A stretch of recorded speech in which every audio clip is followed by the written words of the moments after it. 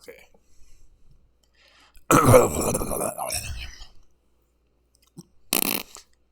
Starting in 3, 2, 1. How's it going? My name is Dustin Blanford, and this is the first new official episode of the I'm Your Daddy podcast. If you're new around these parts, then you may not know. I've had this podcast going for a while. It used to be called the Unlucky Podcast, and then I swapped it to I'm Your Daddy, and I had it all bundled up nice and fucking messy on my main YouTube page.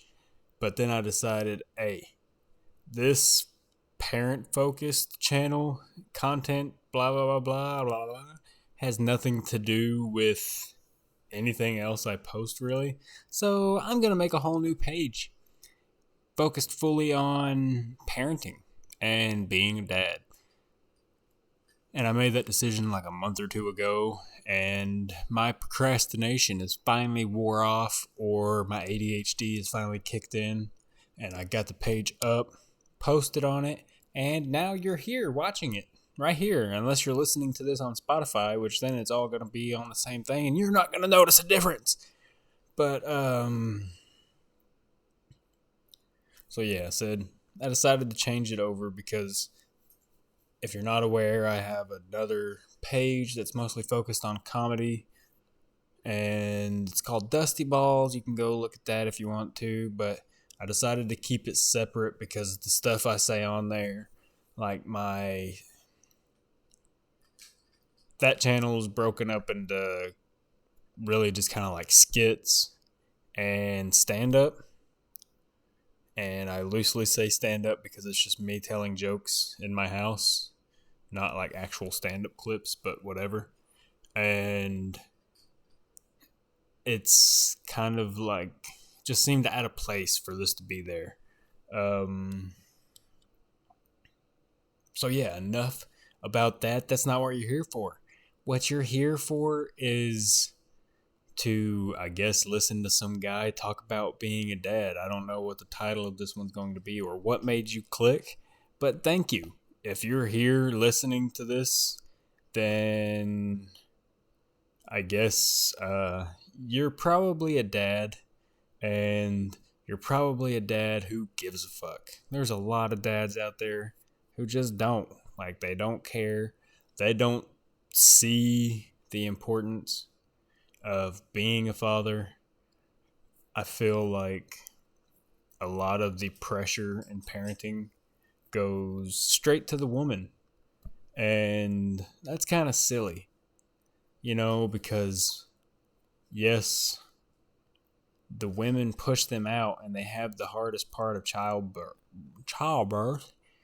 But if it wasn't for our little pea shooters shooting a damn load up there would be no baby in the first place. There's a reason that if you got two lesbians that they need a guy's jizz to get them pregnant. We're kind of an important part of the process, and it doesn't stop there. There's just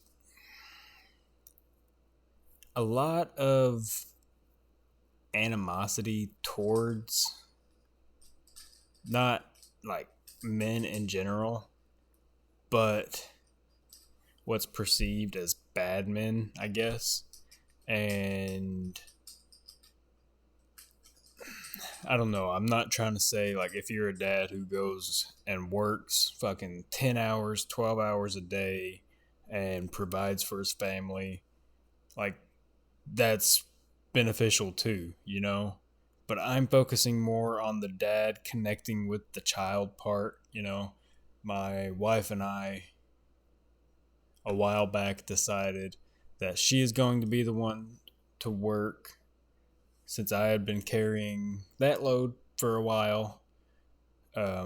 We had our fourth baby, and after a couple of months of her recovering after that, we had made the decision for her to go work and me to focus on this stuff. So that's what I'm doing. I'm focused, like 100%. Not 100%. I'm all over the place. But yeah, I guess since this is the first episode, I should introduce my family and kind of let you know who I am. So I have 4 children, uh, 3 of them by blood, 1 of them by choice, and they are 5, 2, 1, and almost 5 months.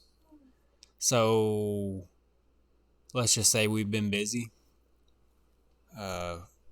1 boy, 3 girls, and honestly, raising the girls is so much harder and easier at the same time.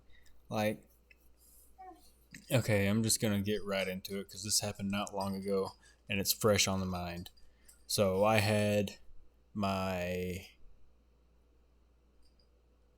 5-year-old girl and the 1-year-old girl in the bathtub together, getting clean. Um, had already they had already been washed or whatever and was just sitting there in the water.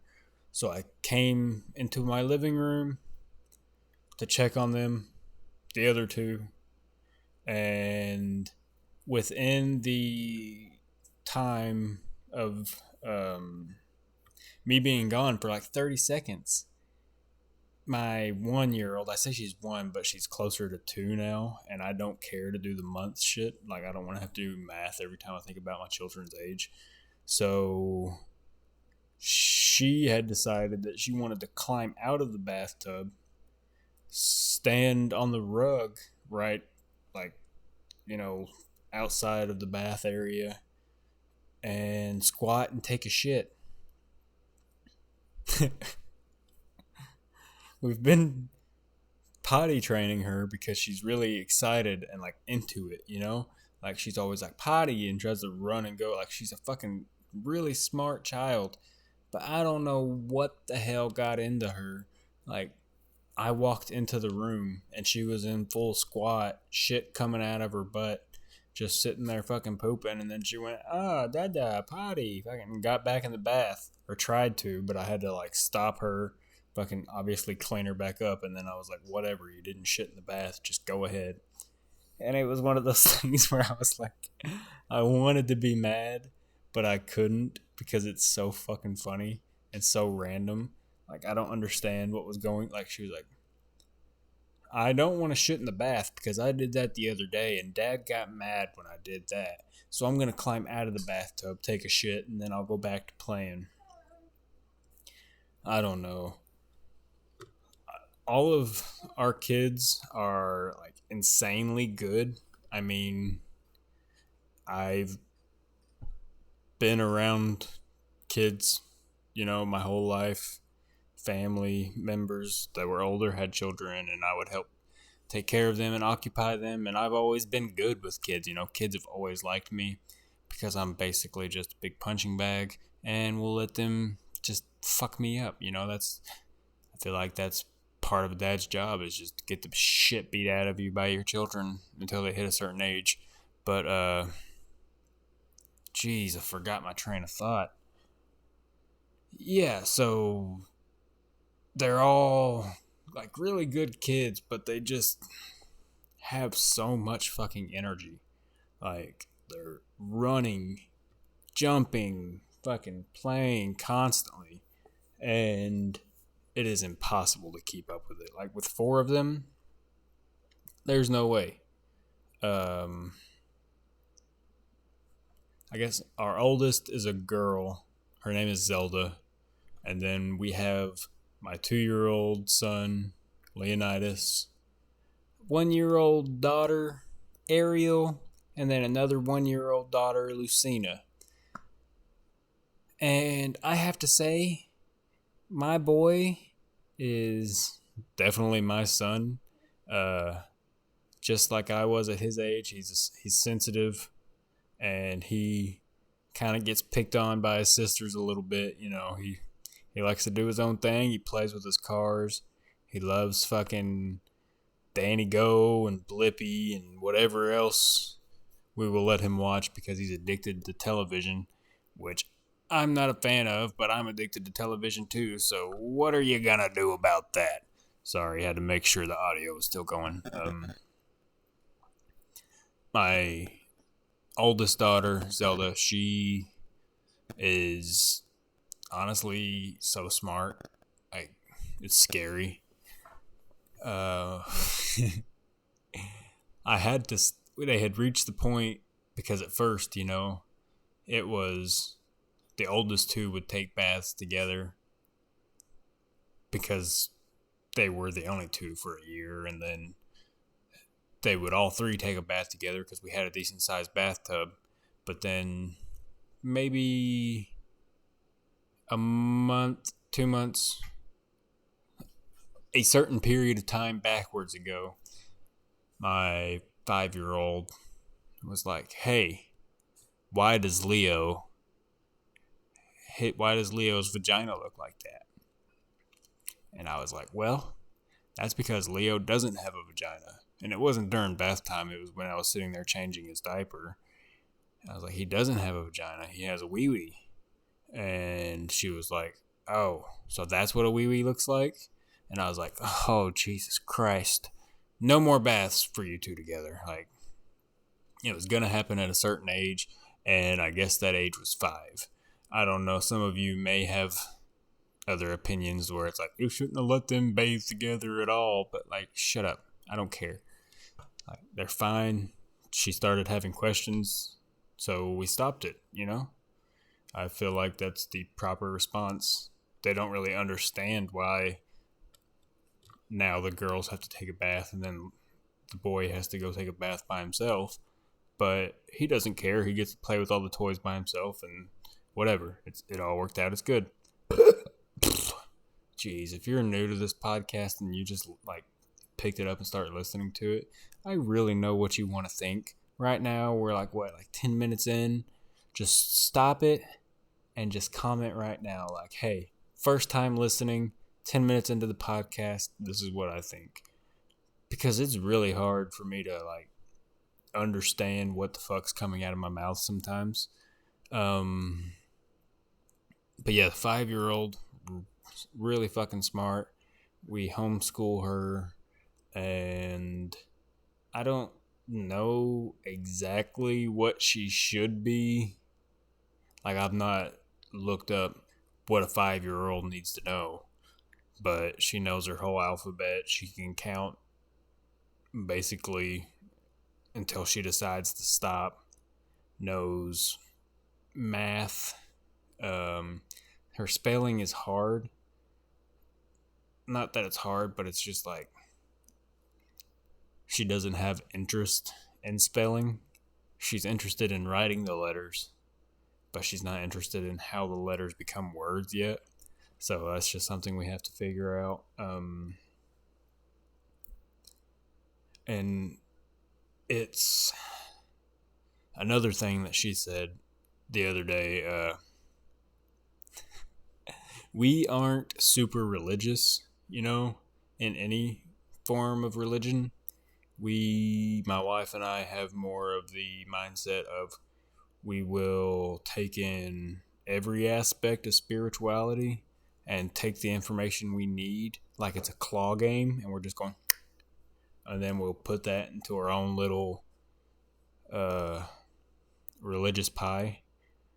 And yeah, but within that, we decided to not stop them from doing things. So they go to church with some family friends, and the other night she was like, "Hey, do you want to pray with me before bedtime?"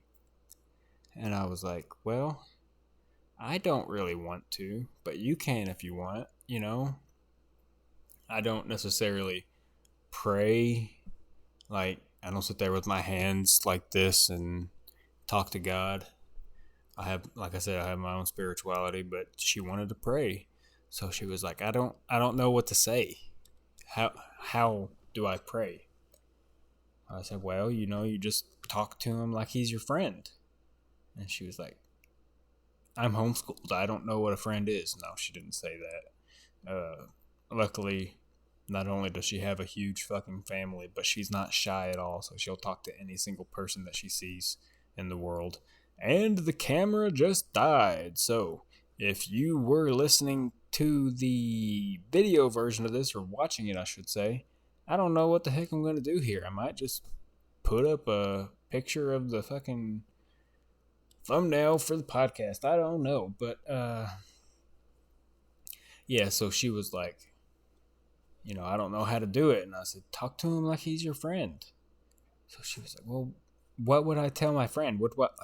Tell me what to say. Tell me the words that come out of my mouth and I will say them. So I was like, oh, shit. I don't know. I don't pray that much. So just tell him what made you happy in the day. What you're thankful for that happened today. And she sat up there on her top bunk and was like, whispered something to God. And then she got up and she was like, oh my God, Dusty. I was so embarrassed talking to God. I was like, why? She said, because I didn't know what to say. And if he was right here in front of me, and I would be so embarrassed to talk to him. And it was pretty sweet because she was just doing something new, She used to, when she was first learning to talk, would do that little, now I lay me down to sleep, whatever that, I don't know if that's a nursery rhyme or what the hell it is, but whatever it is, she used to do that. And it's pretty cool seeing her have this connection, with God and a spiritual sense, because I have no problem with it. She's making the choice that she wants to go further in this, and all I can do is embrace that and then also give her the information of more stuff. Me specifically, I like more Eastern philosophy. I'm partial to Buddhism, Taoism. I know I said that wrong. Like I said it like Taoism. Oh, there's a little baby. Hold on, guys. Gotta take a break here.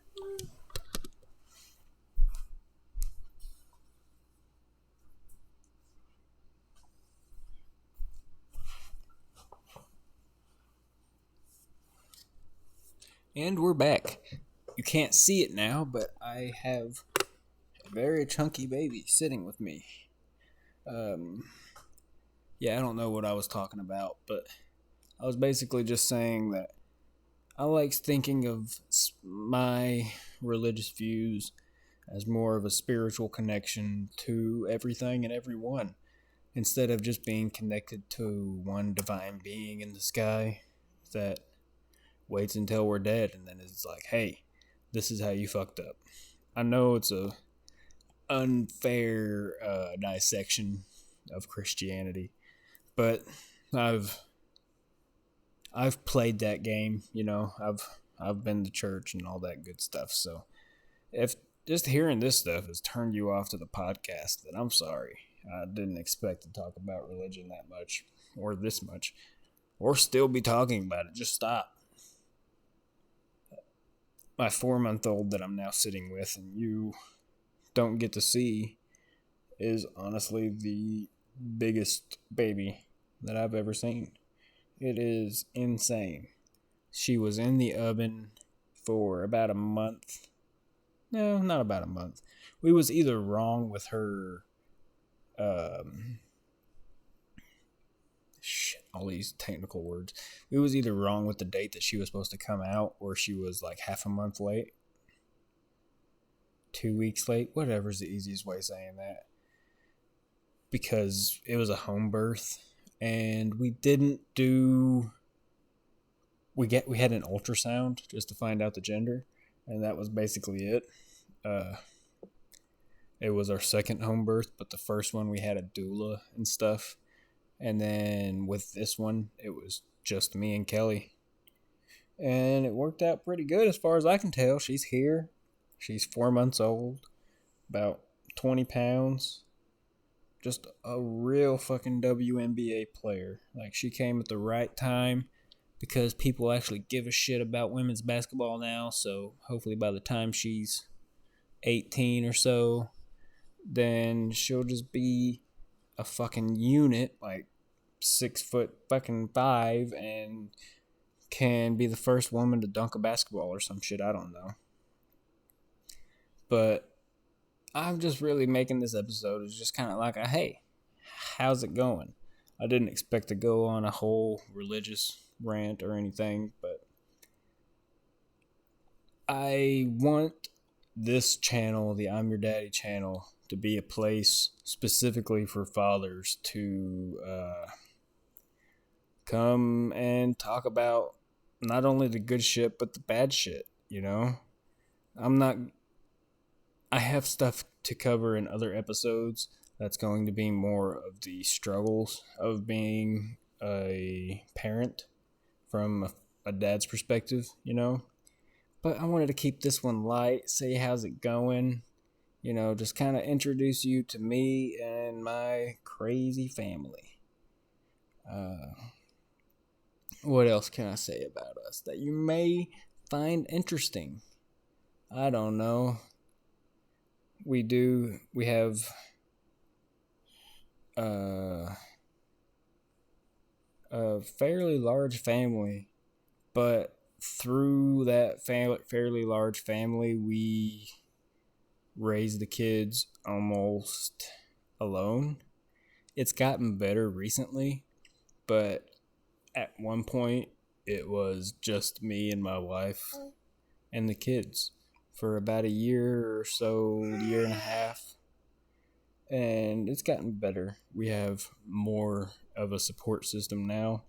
That is just so important. Like, if you're somebody out there and you don't have any form of support and you're just sitting there every day doing the same fucking thing, like, Jesus Christ, you deserve a medal because it sucks. We went, like I said, a while without getting any help, and it felt like I wanted to rip my hair out and never see my children again. Not exactly, but like, holy shit, I can understand why they would go and get cigarettes and never come back.